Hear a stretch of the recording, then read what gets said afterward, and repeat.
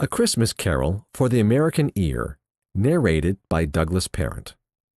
Foreword. Many worthy artists have succeeded in producing top-quality productions of many timeless classics. Audiobooks for the American Ear attempts to make these classics more accessible to American listeners by narrating the stories using the American accent. Characters are performed using period and place accents as necessary to maintain realism, but always keeping in mind the American listener, who may have difficulty understanding different accents. We hope Audiobooks for the American Ear breathes new life into these classics for you and reveals to you new jewels hidden in these timeless treasures.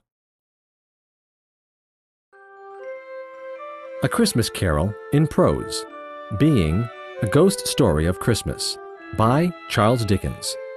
Narrated by Douglas Parent. A Versatile Studios production. Preface. I have endeavored in this ghostly little book to raise the ghost of an idea, which shall not put my readers out of humor with themselves, with each other, with the season, or with me. May it haunt their houses pleasantly, and no one wish to lay it. Their faithful friend and servant, Charles Dickens.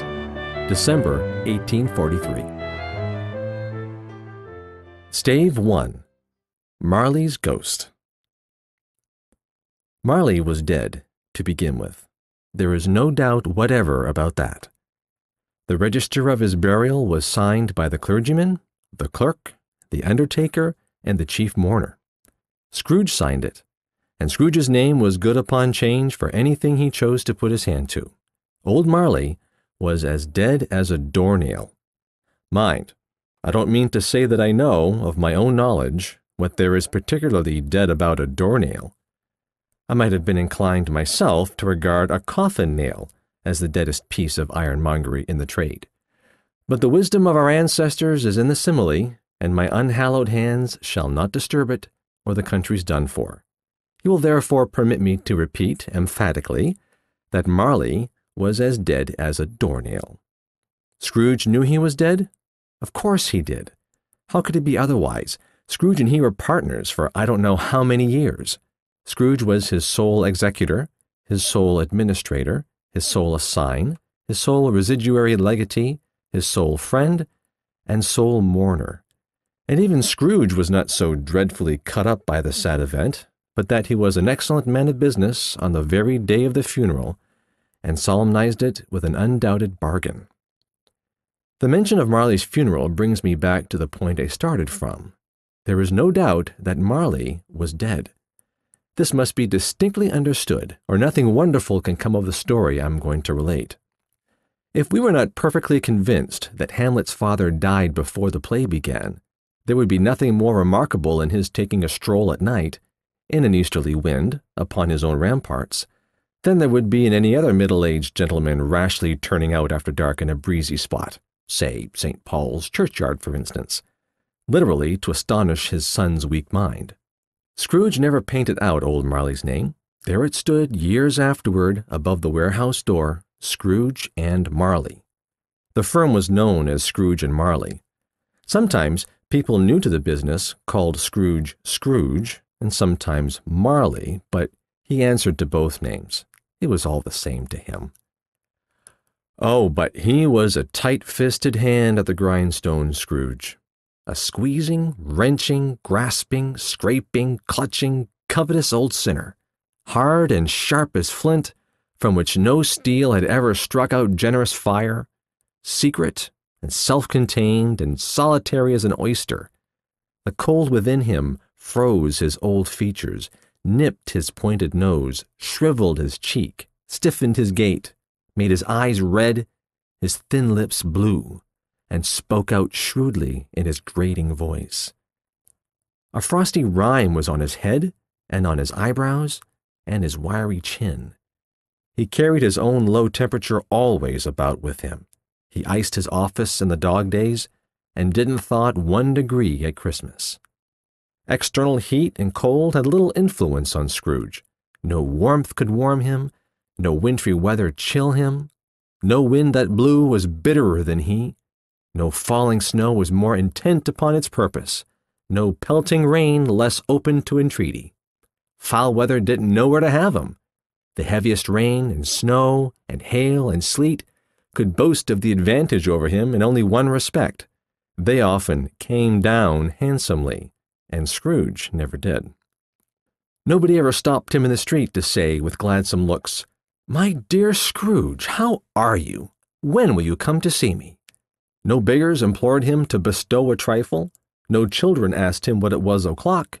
No man or woman ever once in all his life inquired the way to such and such a place of Scrooge.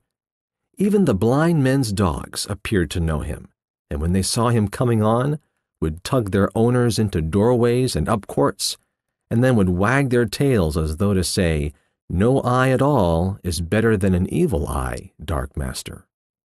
But what did Scrooge care? It was the very thing he liked, to edge his way along the crowded paths of life, warning all human sympathy to keep its distance, was what the knowing ones called nuts to Scrooge.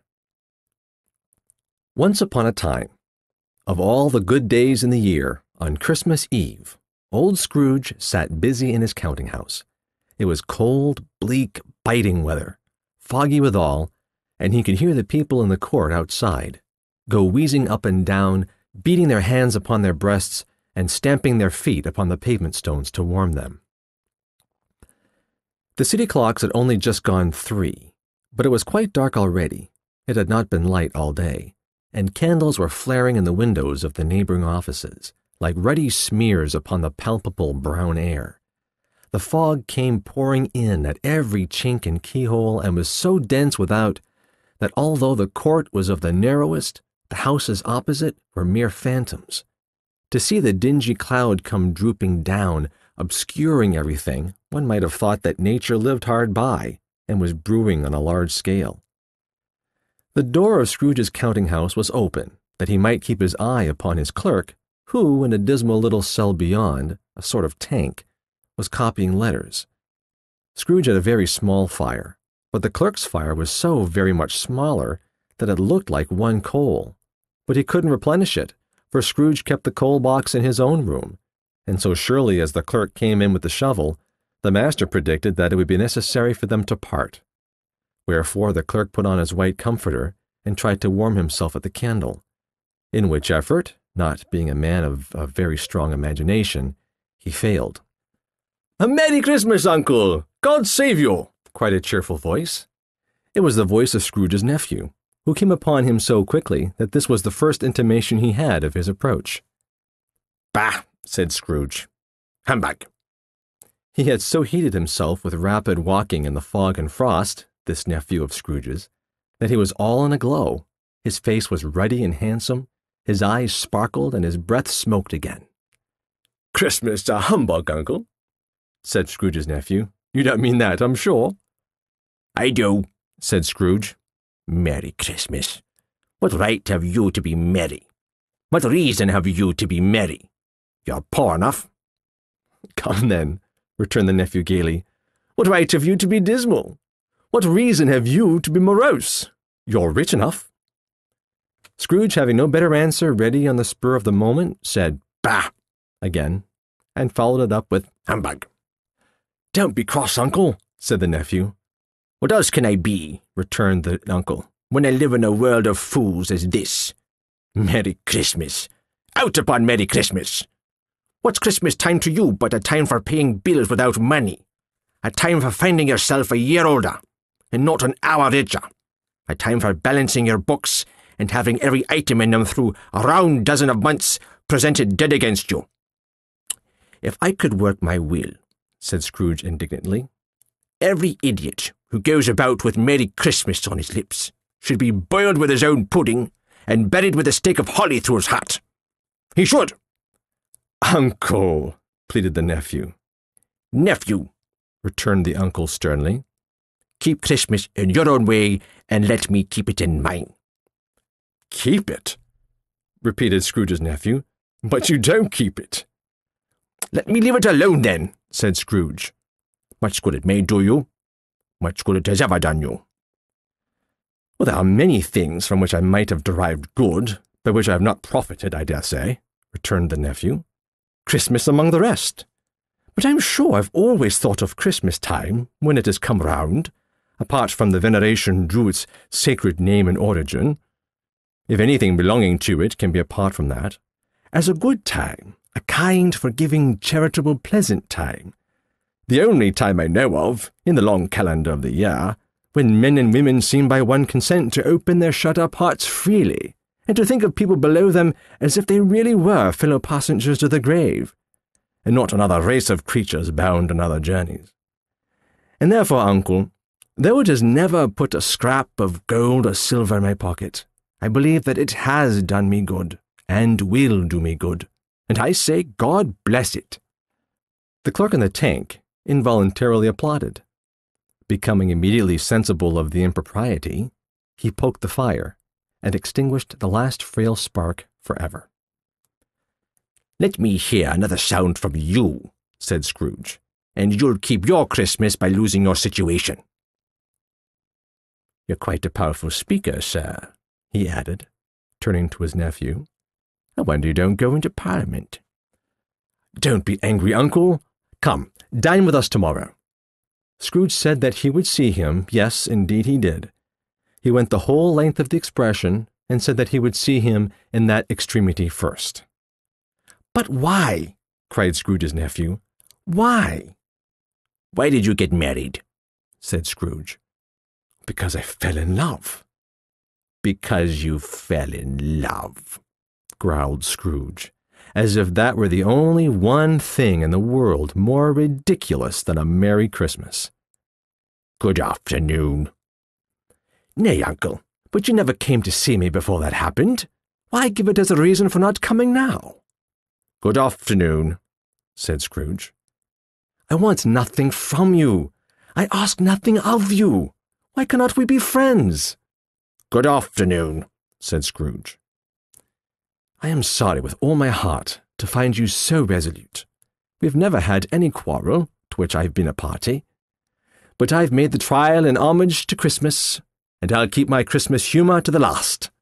So a Merry Christmas, uncle." "Good afternoon," said Scrooge. "And a Happy New Year." "Good afternoon," said Scrooge. His nephew left the room without an angry word, notwithstanding. He stopped at the outer door to bestow the greetings of the season on the clerk, who, cold as he was warmer than Scrooge, for he returned them cordially. "There's another fellow," muttered Scrooge, who overheard him. "My clerk, with 15 shillings a week, and a wife and a family, talking about a Merry Christmas. I'll retire to Bedlam." This lunatic, in letting Scrooge's nephew out, had let 2 other people in. They were portly gentlemen, pleasant to behold, and now stood with their hats off in Scrooge's office. They had books and papers in their hands and bowed to him. "Scrooge's and Marley's, I believe," said one of the gentlemen, referring to his list. "Have I the pleasure of addressing Mr. Scrooge or Mr. Marley?" "Mr. Marley's been dead these 7 years," replied Scrooge. "He died 7 years ago this very night." "We have no doubt his liberality is well represented by his surviving partner," said the gentleman, presenting his credentials. It certainly was, for they had been 2 kindred spirits.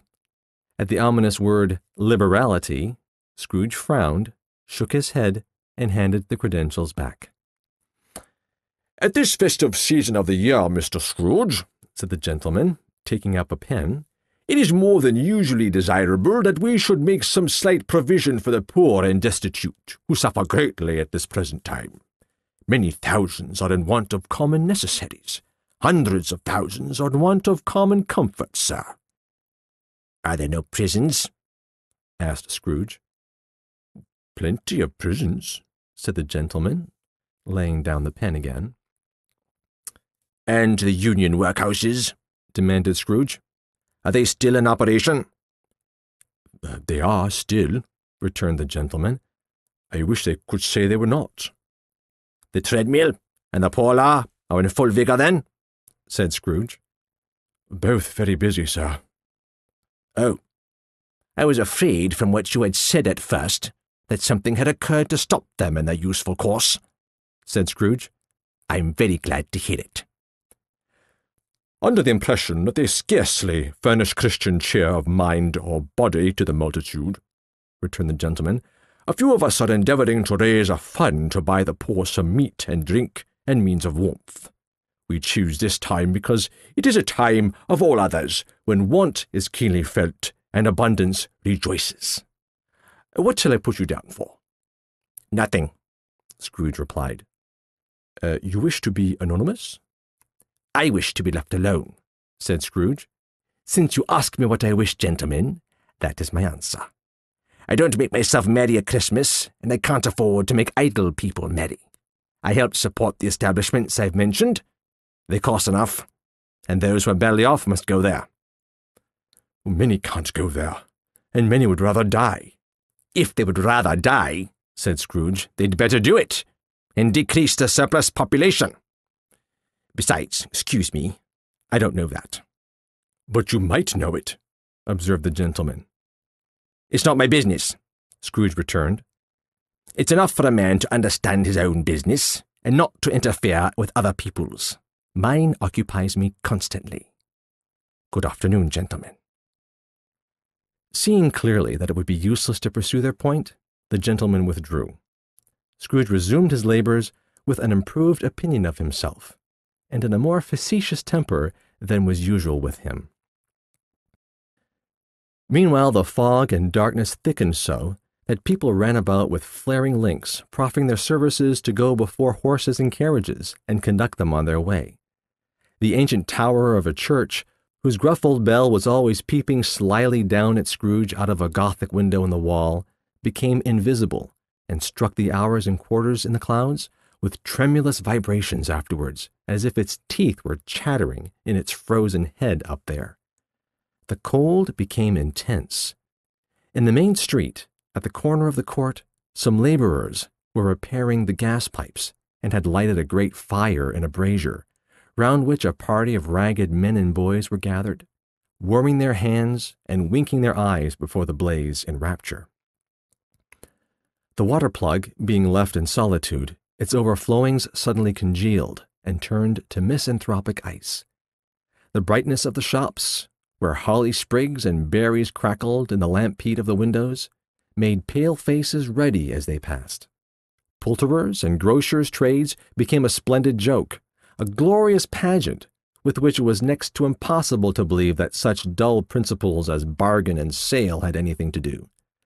The Lord Mayor, in the stronghold of the mighty mansion house, gave orders to his 50 cooks and butlers to keep Christmas as a Lord Mayor's household should, and even the little tailor, whom he had fined 5 shillings on the previous Monday for being drunk and bloodthirsty in the streets, stirred up tomorrow's pudding in his garret while his lean wife and the baby sallied out to buy the beef.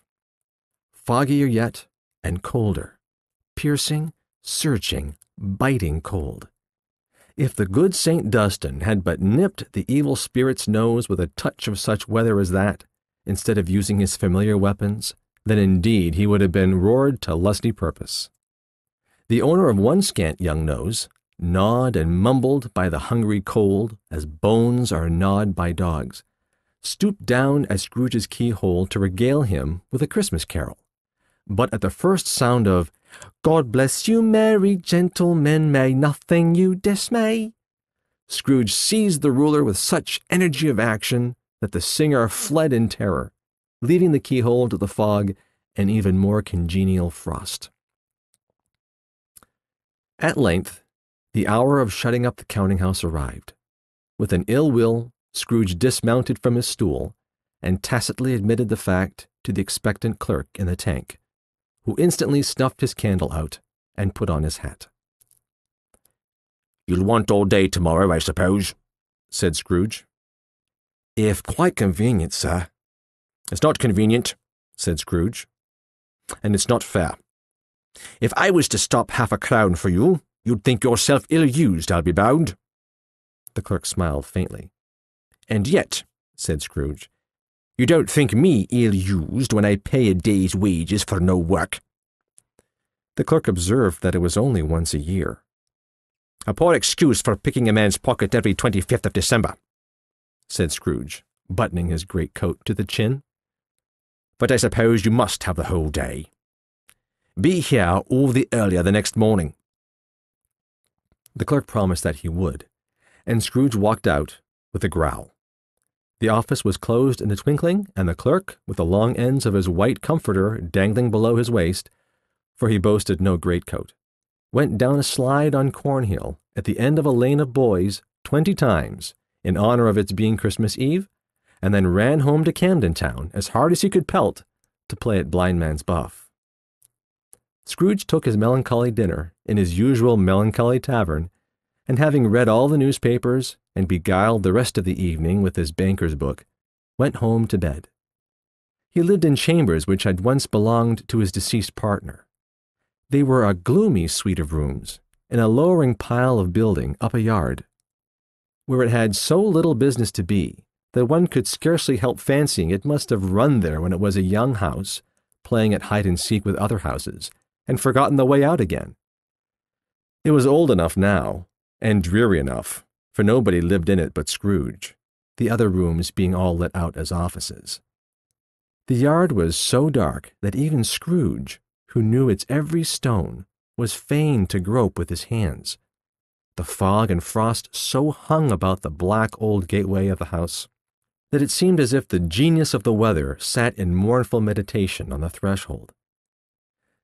Now it is a fact that there was nothing at all particular about the knocker on the door, except that it was very large. It is also a fact that Scrooge had seen it night and morning during his whole residence in that place.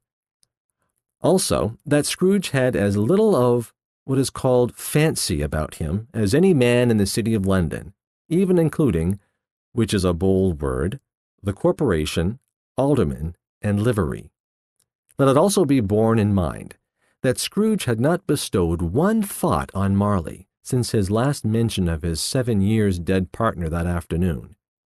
And then let any man explain to me, if he can, how it happened that Scrooge, having his key in a lock of the door, saw in the knocker, without its undergoing any intermediate process of change, not a knocker, but Marley's face. Marley's face. It was not an impenetrable shadow, as the other objects in the yard were, but had a dismal light about it, like a bad lobster in a dark cellar. It was not angry or ferocious, but looked at Scrooge as Marley used to look, with ghostly spectacles turned up on its ghostly forehead. The hair was curiously stirred as if by breath or hot air, and though the eyes were open, they were perfectly motionless. That and its livid color made it horrible, but its horror seemed to be in spite of the face and beyond its control rather than a part of its own expression.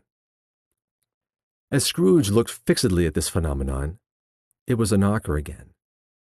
To say that he was not startled, or that his blood was not conscious of a terrible sensation to which it had been a stranger from infancy, would be untrue. But he put his hand upon the key he had relinquished, turned it sturdily, walked in, and lighted his candle. He did pause, with a moment's irresolution, before he shut the door, and he did look cautiously behind it first, as if he half expected to be terrified with the sight of Marley's pigtails sticking out into the hall. But there was nothing on the back of the door except the screws and nuts that held the knocker on. So he said, "Pooh, pooh," and closed it with a bang. The sound resounded through the house like thunder. Every room above and every cask in the wine merchant's cellars below appeared to have a separate peal of echoes all its own. Scrooge was not a man to be frightened by echoes. He fastened the door and walked across the hall and up the stairs, slowly too, trimming his candle as he went. You may talk vaguely about driving a coach and six up a good old flight of stairs, or through a bad young Act of Parliament, but I mean to say you might have got a hearse up that staircase, and taken it broadwise, with the splinter bar towards the wall and the door towards the balustrades, and done it easily. There was plenty of width for that, and room to spare. which is perhaps the reason why Scrooge thought he saw a locomotive hearse going on before him in the gloom. Half a dozen gas lamps out of the street wouldn't have lighted the entry too well, so you may suppose that it was pretty dark with Scrooge's dip. Up Scrooge went, not caring a button for that. Darkness is cheap, and Scrooge liked it. But before he shut his heavy door, he walked through his rooms to see that all was right. He had just enough recollection of the face to desire to do that. Sitting room, bedroom, lumber room, all as they should be. Nobody under the table, nobody under the sofa, a small fire in the grate, spoon and basin ready, and the little saucepan of gruel — Scrooge had a cold in his head — upon the hob. Nobody under the bed, nobody in the closet, nobody in his dressing gown, which was hanging up in a suspicious attitude against the wall. Lumber room as usual, old fire guard, old shoes, 2 fish baskets, washing stand on 3 legs, and a poker. Quite satisfied, he closed his door and locked himself in. Double locked himself in, which was not his custom. Thus secured against surprise, he took off his cravat, put on his dressing gown and slippers and his nightcap, and sat before the fire to take his gruel. It was a very low fire indeed, nothing on such a bitter night. He was obliged to sit close to it and brood over it before he could extract the least sensation of warmth from such a handful of fuel. The fireplace was an old one, built by some Dutch merchant long ago, and paved all around with quaint Dutch tiles designed to illustrate the Scriptures. There were Cains and Abels, Pharaoh's daughters, queens of Sheba, angelic messengers descending through the air on clouds like featherbeds, Abrahams, Belshazzars, apostles putting off to sea in butter boats, hundreds of figures to attract his thoughts. And yet that face of Marley, 7 years dead, came like the ancient prophet's rod and swallowed up the whole. If each smooth tile had been a blank at first, with power to shape some picture on its surface from the disjointed fragments of his thoughts, there would have been a copy of old Marley's head on every one. "Humbug," said Scrooge, and walked across the room. After several turns, he sat down again. As he threw his head back in the chair, his glance happened to rest upon a bell, a disused bell that hung in the room and communicated for some purpose now forgotten with a chamber in the highest story of the building. It was with great astonishment and with a strange, inexplicable dread that as he looked, he saw this bell begin to swing. It swung so softly in the outset that it scarcely made a sound. But soon it rang loudly, and so did every bell in the house. This might have lasted half a minute or a minute, but it seemed an hour. The bells ceased as they had begun together. They were succeeded by a clanking noise, deep down below, as if some person were dragging a heavy chain over the casks in the wine merchant's cellar. Scrooge then remembered to have heard that ghosts in haunted houses were described as dragging chains. The cellar door flew open with a booming sound. Then he heard the noise much louder on the floors below, then coming up the stairs, then coming straight towards his door. "It's humbug still," said Scrooge. "I won't believe it." His color changed, though, when, without a pause, it came on through the heavy door and passed into the room before his eyes. Upon its coming in, the dying flame leaped up as though it cried, "I know him, Marley's ghost," and fell again. The same face, the very same, Marley in his pigtail, usual waistcoat, tights, and boots, the tassels on the latter bristling like his pigtail, and his coat skirts and the hair upon his head. The chain he drew was clasped about his middle, it was long and wound about him like a tail, and it was made, for Scrooge observed it closely, of cash boxes, keys, padlocks, ledgers, deeds, and heavy purses wrought in steel. His body was transparent, so that Scrooge, observing him, and looking through his waistcoat, could see the 2 buttons on his coat behind. Scrooge had often heard it said that Marley had no bowels, but he had never believed it until now. No, nor did he believe it even now.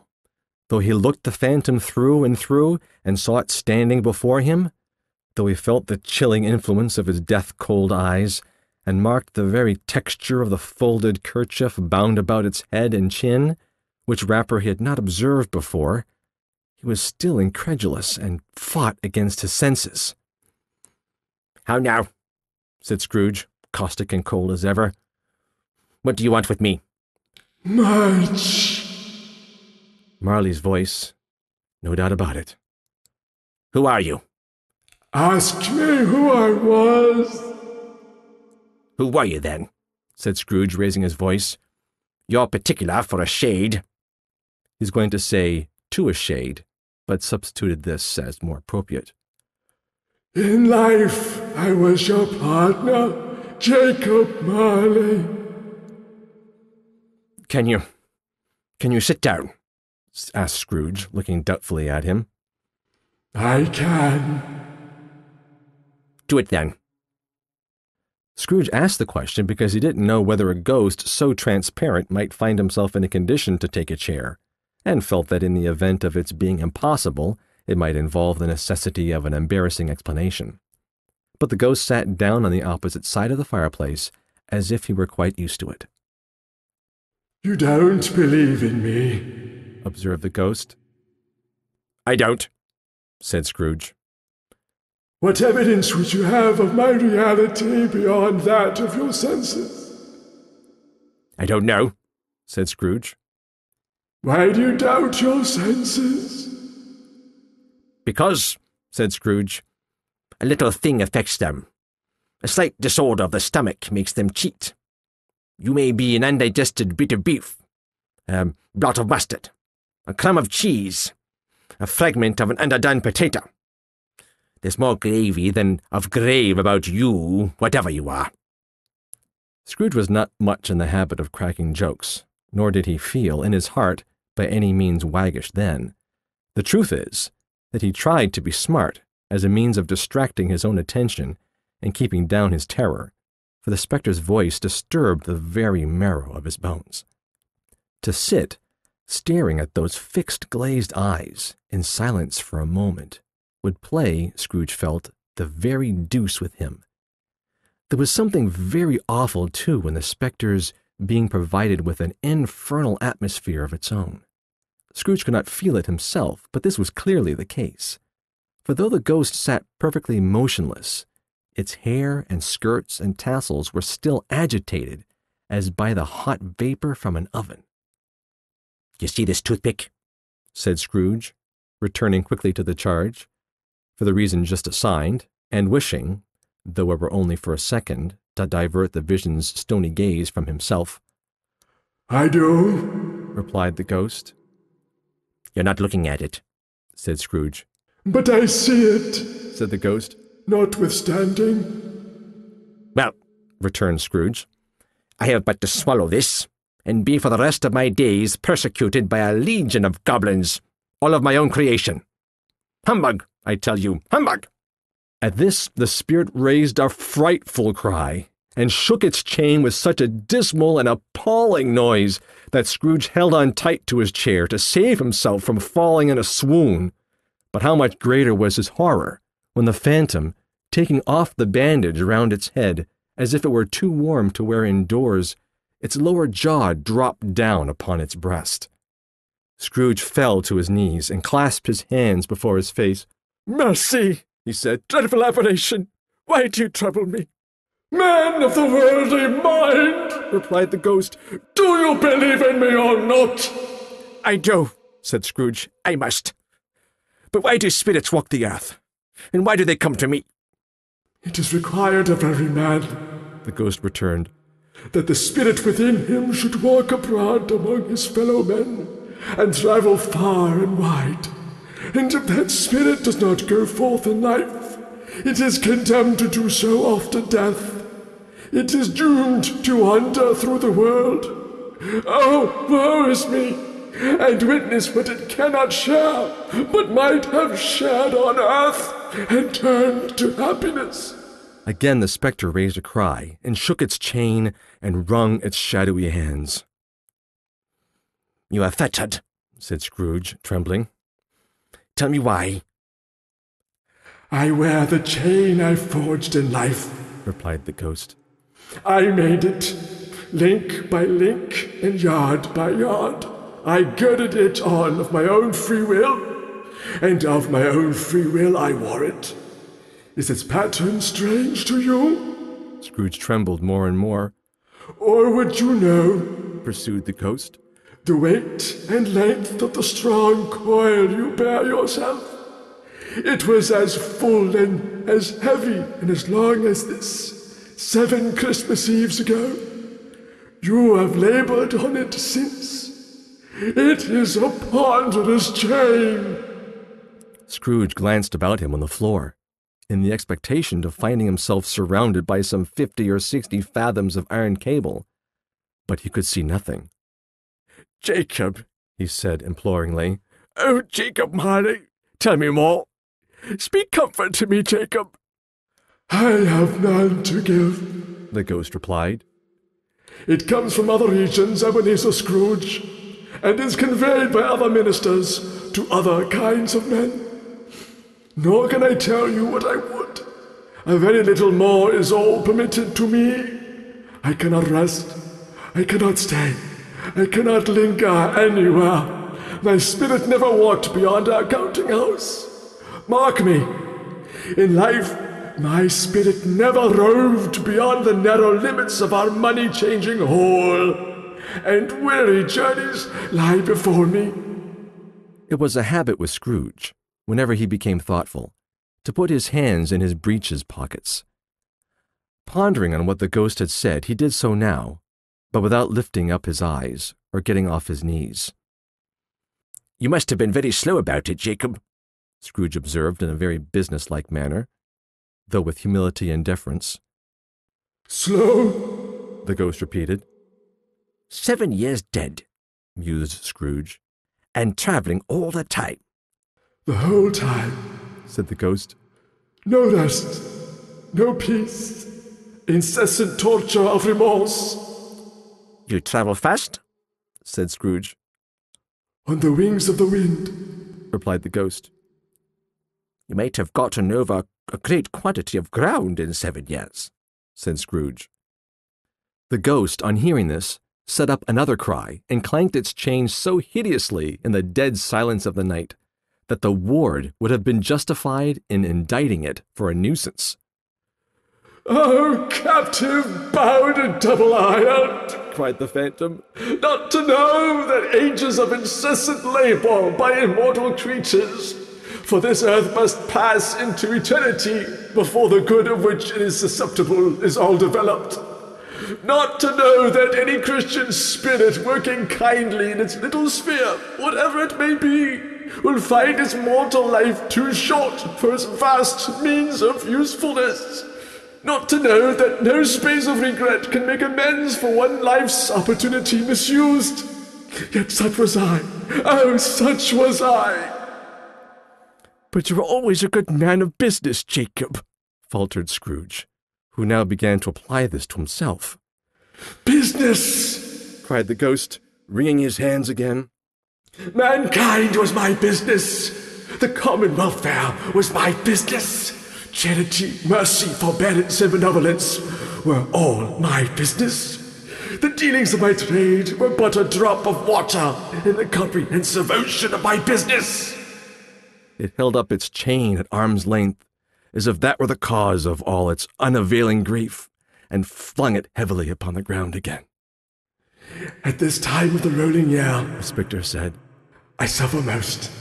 Why did I walk through the crowds of fellow beings with my eyes turned down, and never raise them to that blessed star which led the wise man to a poor abode? Were there no poor homes to which its light would have conducted me? Scrooge was very much dismayed to hear the spectre going on at this rate, and began to quake exceedingly. Hear me, cried the ghost. My time is nearly gone. I will, said Scrooge. But don't be hard upon me, Jacob. Don't be flowery, Jacob, pray.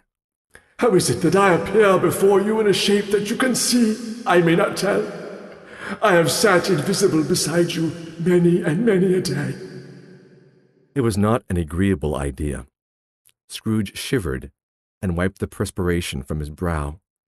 "That is no light part of my penance," pursued the ghost. "I am here tonight to warn you that you have yet a chance and hope of escaping my fate, a chance and hope of my procuring Ebenezer." "You were always a good friend to me," said Scrooge. "Thank ye." "You will be haunted," resumed the ghost, "by 3 spirits." Scrooge's countenance fell almost as low as the ghost's had done. "Is that the chance and hope you mentioned, Jacob?" he demanded in a faltering voice. "It is." I think I would rather not," said Scrooge. "Without their visits," said the ghost, "you cannot hope to shun the path I tread. Expect the first tomorrow, when the bell tolls 1. "Couldn't I take 'em all at once and have it over with, Jacob?" hinted Scrooge. Expect the second on the next night at the same hour, the third upon the next night, when the last stroke of 12 has ceased to vibrate. Look to see me no more, and look that, for your own sake, you remember what has passed between us." When I had said these words, the spectre took its wrapper from the table and bound it round its head as before. Scrooge knew this by the smart sound the teeth made when the jaws were brought together by the bandage. He ventured to raise his eyes again and found his supernatural visitor confronting him in an erect attitude, with its chain wound over and about its arm. The apparition walked backward from him, and at every step it took, the window raised itself a little, so that when the spectre reached it, it was wide open. It beckoned Scrooge to approach, which he did. When they were within 2 paces of each other, Marley's ghost held up its hand, warning him to come no nearer. Scrooge stopped, not so much in obedience as in surprise and fear, for on the raising of the hand he became sensible of confused noises in the air, incoherent sounds of lamentation and regret, wailings inexpressibly sorrowful and self-accusatory. The spectre, after listening for a moment, joined in the mournful dirge and floated out upon the bleak, dark night. Scrooge followed to the window, desperate in his curiosity. He looked out. The air was filled with phantoms, wandering hither and thither in restless haste and moaning as they went. Every one of them wore chains like Marley's ghost. Some few, they might be guilty governments, were linked together. None were free. Many had been personally known to Scrooge in their lives. He had been quite familiar with one old ghost in a white waistcoat, with a monstrous iron safe attached to its ankle, who cried piteously at being unable to assist a wretched woman with an infant, whom it saw below upon a doorstep. The misery with them all was clearly that they sought to interfere for good in human matters and had lost the power forever. Whether these creatures faded into mist or mist enshrouded them, he could not tell. But they and their spirit voices faded together, and the night became as it had been when he walked home. Scrooge closed the window and examined the door by which the ghost had entered. It was double locked, as he had locked it with his own hands, and the bolts were undisturbed. He tried to say, "Humbug," but stopped at the first syllable. And being, from the emotion he had undergone, or the fatigues of the day, or his glimpse of the invisible world, or the dull conversation of the ghost, or the lateness of the hour, much in need of repose, went straight to bed without undressing, and fell asleep upon the instant.